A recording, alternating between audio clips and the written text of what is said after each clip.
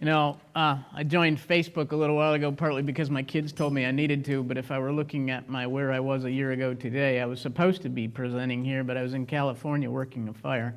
And it was exciting in California, but I'm very glad to be here this year. And I want to thank United Waterfowlers and especially John Hitchcock. John and I have been talking about this subject off and on for probably 6-7 years. There's still a nut to be cracked here, but I'm going to sort of bring us up to speed of where we are and what other people are doing. The picture, by the way, is supposed to set the stage of what does success look like. I've become convinced that the best way for everybody to understand something and achieve an objective is for us to have a common vision of what we're trying to achieve.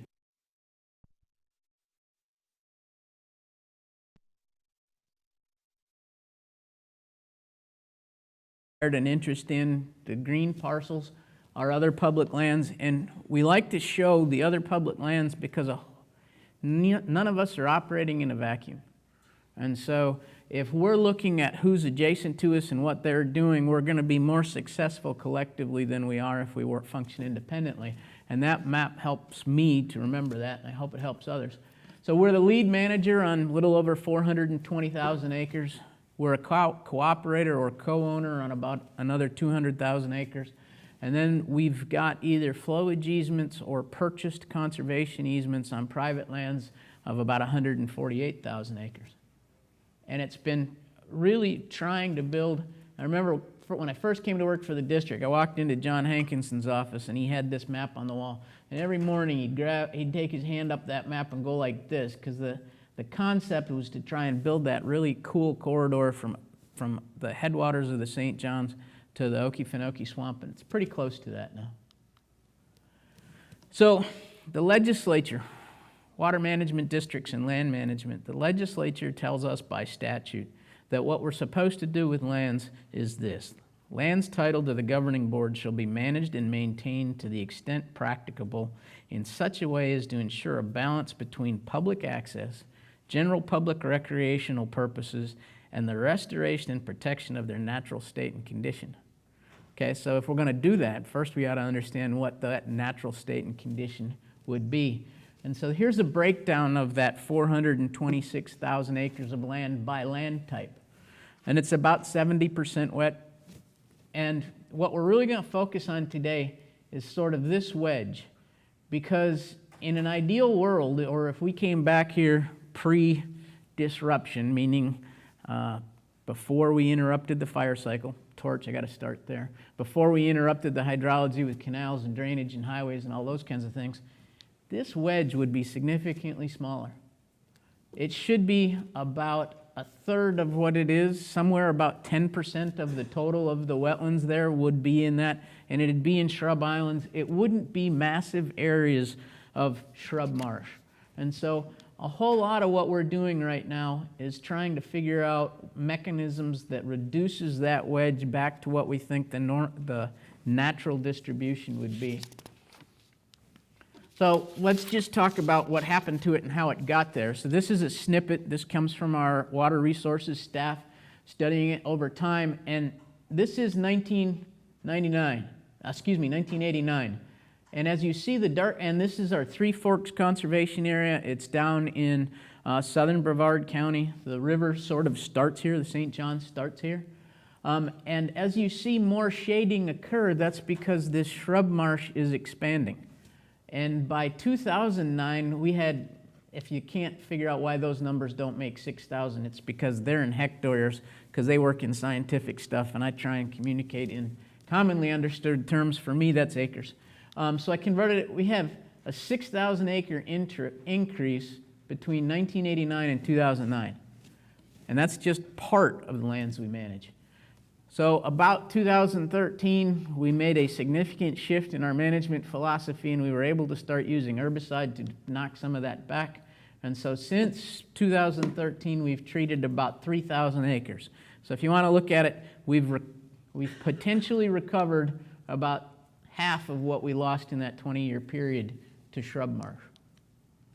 Now this is what it looks like when it gets converted, and primarily the species we're dealing with is Carolina willow, and it's not a whole lot of habitat value once it gets established because it's pretty much a monotype.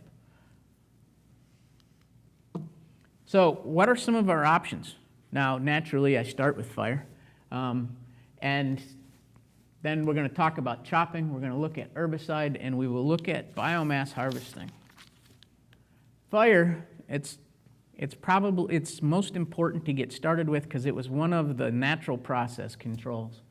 And it's very inexpensive at the scale at which we're applying it. If you're wondering why it's so low a cost there, keep in mind we're typically burning cells 3,000 and 4,000 acres at a time in those marsh systems because we have to pretty much go from levee to levee, canal to canal, water body to water body. And when you put a helicopter up and you get 3,000 or 4,000 acres, your cost per acre comes down pretty significantly. But some of the limitations are this is more of a preventative tool, meaning when you've still got good marsh grass there and the shrubs are beginning to get established, you can use it to knock those shrubs back, and it's sort of like mowing your lawn. It's a periodic tool, and it just keeps it sort of in a state you decide is where you want it to be. Once it becomes fully established in willow, and those willows shade out the grasses underneath, you don't have fuel anymore. And so it's not a tool to recover heavy shrub growth and bring it back. It is a good tool to keep it in maintenance. The other thing, and this is getting more and more complex for us, you got to have a smoke corridor. Again, if you're going to put 3,000 acres of marsh on fire, you're going to need a pretty good avenue for that smoke to depart the area. And it's dependent upon water levels. Our marsh burning is way behind the last 2 years, partly because the upper basin of the St. Johns keeps getting rain, and so the water levels in the marsh are high enough that the thatch isn't above the water. So chopping. That was when fire, we hadn't been using fire appropriately to prevent the willow encroachment for a long time. Chopping was our only alternative. And it works pretty well if you can time it such that the ground is dry enough for you to get in there with the chopper, and then it's immediately followed by a lot of rain so that you flood out over the top of the willow trees. But we've only accomplished that twice in all the years we were trying to do it. This is one of those. It was 2008 was a very dry summer, right up until Tropical Storm Faye came along and dropped 18 inches of water on us. And so it was an ideal situation. We chopped it, and then it got about 2.5 or 3 feet of water in that area, and it stayed there for a long time. And so now that's an herbaceous marsh because it was mechanical followed by that flooding. The mechanical alone, if we were trying to achieve that objective, if you could succeed, it would require repeated treatments. Some of these areas we had chopped previously 2 and 3 times, but that chop it and then flood it really is the ticket.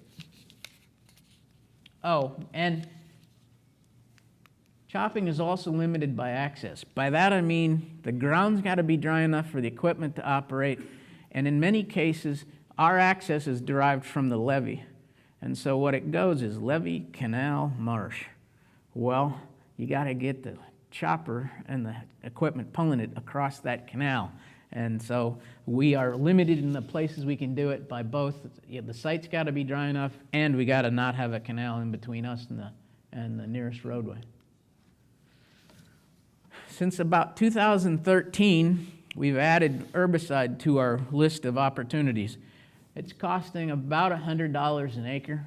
So it's equivalent, it's in that same neighborhood as chopping. It's significantly more expensive than fire, but we can use this in places that have gone so far that there's no longer ground vegetation to carry that fire. So it's an opportunity to bring some things back. Since we started this, we've treated almost 20,000 acres of predominantly willow, and it doesn't use a lot of staff time. I mean, that sounds like a lot of staff time, but when you look at an acre per hour, and that's because most of this is being done by aerial application by contract. And you can see here that we've tweaked it such that we're pretty able to even do some hopscotching around in amongst vegetation. Part of that's because the pilots are good, and part of that's because we're picking pretty selective herbicides to try and not hit non-targets.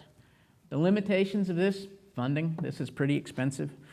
For those of you who followed Amendment 1 funding, to the credit, our new executive director, Dr. Ann Shortell, has made a point of saying that we are going to use Amendment 1 funding as it was intended, which is to add to it. It's not, we didn't offset our normal management costs. Almost all of our Amendment 1 funding at St. John's is going towards additional restoration projects. So right now there's plenty of funding for these kinds of opportunity, this kind of operation. It's expanded our program pretty significantly, to the point where now our limiting factor is the staff time to implement the projects that we have for which we have the funding. Effectiveness. We are still working with our staff in water resources and a couple of different universities to evaluate the effectiveness of herbicides and timing of using those herbicides and all those kinds of things to get the maximum effectiveness for the least amount of cost. But as we get those areas that are monotypic willow under control, we get into places where we have to be much more selective about how we're doing it because we have the potential for hitting more non-targets. After you get those monotypes of willow that have been there for 20 years where you couldn't get herbicide to the ground if you wanted to, and you start getting it where it's a little more distributed and rough-edged like that, you have to be a lot more careful about non-targets. So that will become a limiting factor for us as we proceed. So just to kind of give you a visual image, that is 2014 pre-treatment. This is the area when I went out there this spring. The willows obviously have been controlled, and if you look at what was on the ground before and you look at it now, it's gone back. It's a maiden cane marsh. There are areas of deeper water that are pickerel weed. So it's a drastic change. Now, we're doing that to go back to that statute, restore and maintain in a natural state and condition, but we're also doing it, and we're quantifying this through work our Water Resources Bureau is working with the University of Central Florida and the University of South Florida to quantify the actual water impacts of this. And so far what it looks like is those dense stands of willow are consuming 40% more water than that marsh system. Okay? You multiply that times 60,000 acres, and we're talking, a million here, a million there, and soon you're talking real money. Well, same kind of thing. 40% on 60,000 acres is a significant amount of water that we're making available because it's not being transpired through the willows. All right, now we're going to zero in on biomass harvesting. So there's a couple of things we got to have in order to make it work. First, you got to have harvesting equipment that can work in the environment where the material is that you're harvesting. Second, you got to have an ability to get it from the harvesting equipment to the nearest road to haul it away. And the third thing you got to do is you got to have a market. So I'm going to start with some biomass successes. And I realize this is supposed to be about wetlands, and we'll get back there. But this is a sandhill operation in Marion County. And we had, due to a lack of fire, you can see what it looks like there, live oaks. Sand live oaks had just spread out through this sandhill. You had remnant longleaf, older longleaf, even flat-topped 100-year-old longleaf, but you didn't have any of the ground cover components because there wasn't any light getting to the ground cover. So they came in and they're using traditional feller bunchers, traditional skidders, except they're grabbing them in big bunches and then they're chipping them, putting them in that, they call it a van, you and I'd call it a semi-trailer, and then hauling that to a place that's going to burn it for biomass. And when we first started doing this, we had to subsidize it at about $3 a ton in order to get it functional. But then we got into that point where fossil fuels really went up in price, and it got to the point where we were being paid for this. And so obviously you can do a lot more acres when you're getting money for it instead of paying money for it. If this were United Quail Hunters, you'd be really happy about that project I'm talking about. Here's what you can see beforehand. There's one of the longleaf in there. There's a couple more of them. This is what that area looked like after we had the live oaks chipped out. And now this is from the commission's website to show quail hunting and whatever. But it seriously, we were very impressed with how much of the ground cover component was there, and all it needed was the growing space to flourish. Here's another way of doing it. They converted a hay baler with a cutting head on it, and it goes through the woods, and here it's harvesting gallberry out of a flatwoods as a part of a wildland urban interface fuel mitigation project, and then it can spit out the bale. This is actually significantly more expensive than the previous operation, and so this would have cost us between $250 and $300 an acre to get them to do that, because it just doesn't, it's harvesting a lot smaller material, and so it's just more difficult, and the equipment costs more in its operation. All right, now we're going to go back and we're going to do biomass harvesting in wetlands. This is actually the Melbourne-Tillman Water Control District in Brevard County.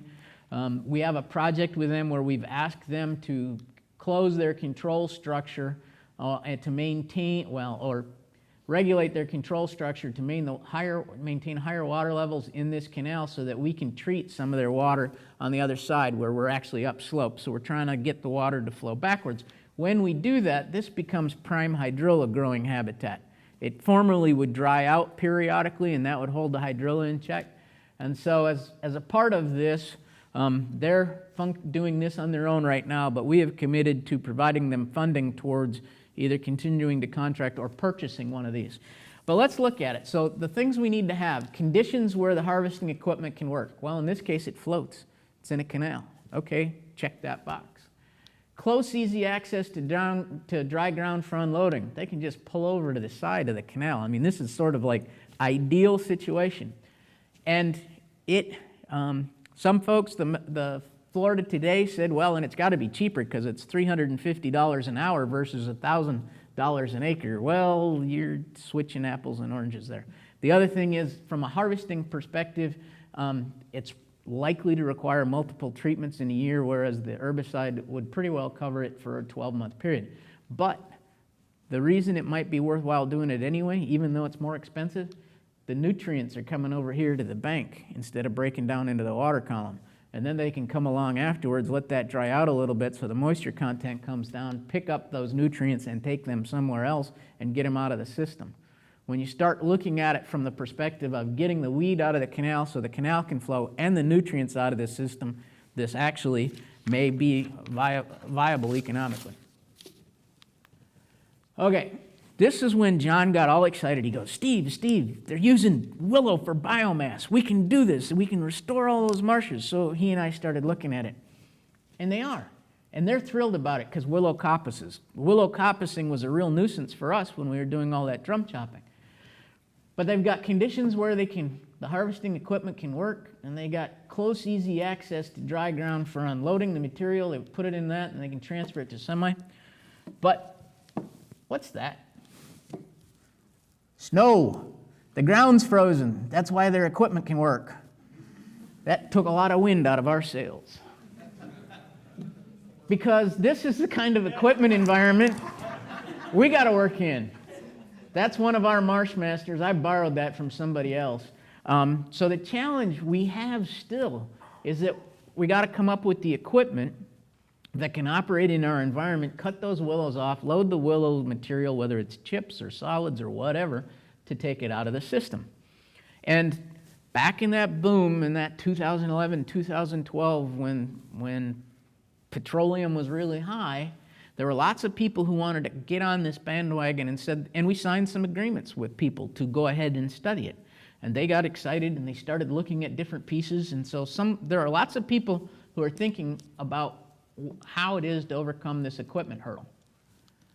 One of the other things, so this is that same area I started with the chart where we showed the willows encroaching over time. Right here, this is Three Forks. That's where the river actually starts. If you're from that area, that's the Tom Lawton Rec Pad. We got 1.25 miles across that marsh between places, well, from this end over to here, and that levee's the nearest place you're going to put a vehicle that's going to pick up the material. So that's still a challenge, but that can be overcome when somebody figures out that piece of equipment that can move back and forth on the surface. All right, So we talked about the equipment. How do we get it to where we can load it? Now we're going to go talk about the market. So I talked to our good friends at the Florida Forest Service, and I asked them to send me the map of, actually they sent me the coordinates, and our staff put it into a GIS map with our land base behind it, of all the places that actually purchase biomass from people. So that first project where I showed you that we were doing that sandhill restoration, that contractor was actually hauling the material here. Most of our restoration projects were sending wood to that Gainesville Renewable Energy Center. And so here's a picture of it. That's how they unload the trucks. It was really cool. I was there for a Society of American Foresters tour, and they had 3 lanes like that, and the truck backs in, truck pulls through, and then they lock it down, they chain the vehicle down so it doesn't go backwards when they tip it up, and they tip it out, and all the material falls down in here, and then it gets processed, goes out into the pile, and they burn it and make electricity. It was a great tool for us. Here's the ticket.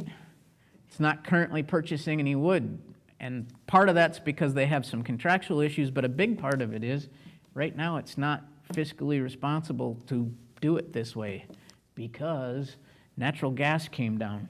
So here's from 2012, looking at comparables, and we're looking at price in the blue bars and carbon impacts in the yellow bars.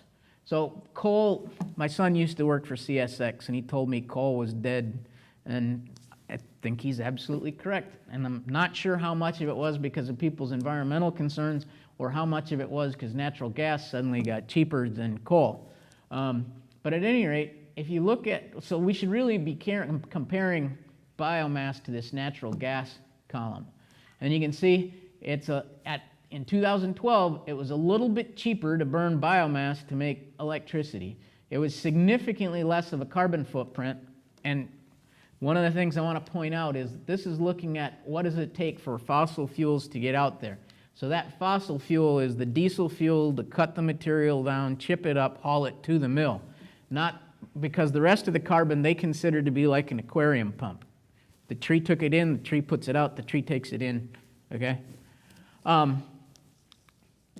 Now, natural gas is dictating a whole bunch of this. And so if we look all the way back here, yeah, boy, you could look at biomass or whatever. But right now it's down here at $2.25. And so if we look at the 2016 market, and I'm going to put my line in, I think. Yep, there we go.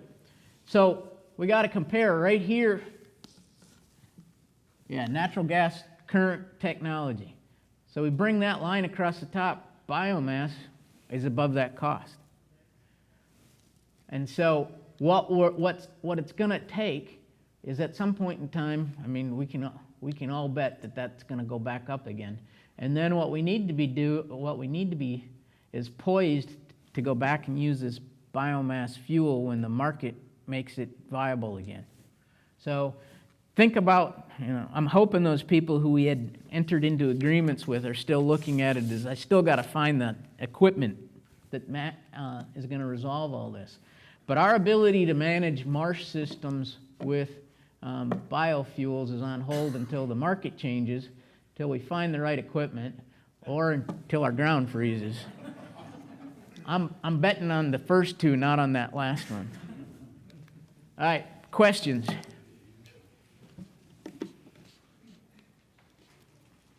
Yes, sir.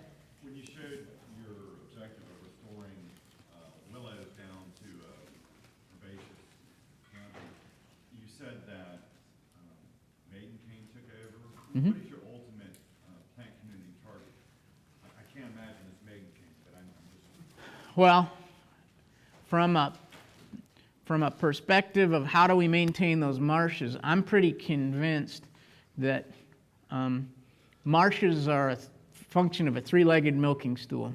You got to have the right nutrients, you got to have the right hydrology, and you got to have the right fire frequency and intensity, and preferably at the right time of the year.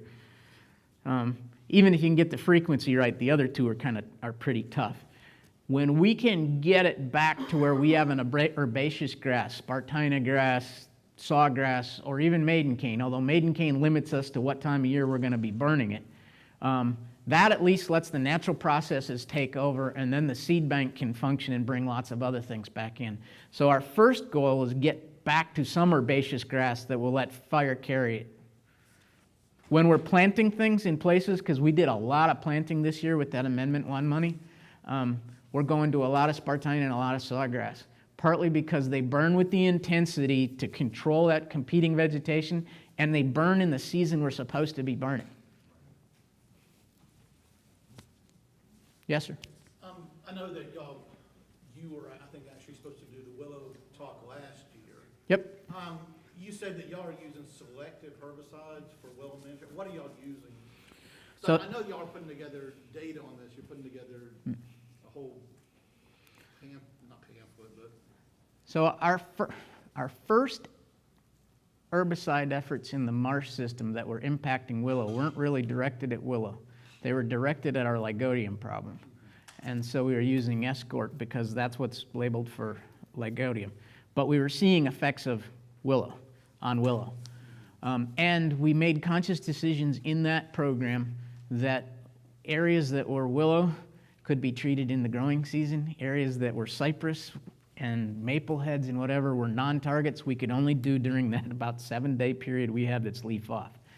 The next thing we started looking at is clearcast. Clearcast worked really well and is selective against things that grow fast. Cattail, willows, those kinds of things. Tallow, but it doesn't keep it gone. All it does is buy you a window, which if we get enough grass recovery and we can switch to fire, we'll be fine. But if there isn't enough response on the bottom, we're back at doing it. Using clearcast on willow? Mm-hmm. Really? Okay. We're also using, right now we're using, looking at ecoamazepir, and we're looking at combinations of some of the other things. Right. But when you go to an ecoamazepir, you better be ready, you better be in one of those places where you're 100% willow and you're not worried about whatever else you're going to hit. What about triclopyr?